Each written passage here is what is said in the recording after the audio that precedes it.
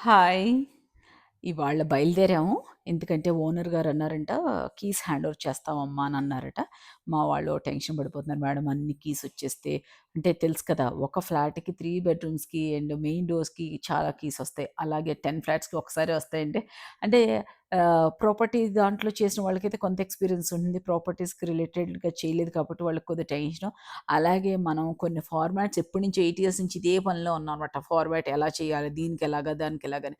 అదే రాసిస్తున్నాను. వాళ్ళ సిస్టమ్‌లో కరెక్ట్‌గా చేసుకోమని ఇచ్చేసాను. అదయిపోయాక కొన్ని చోట్ల మనకి ఎక్స్‌ట్రా ప్లగ్స్ కావాలంటే అది కూడా చేయించేసాము.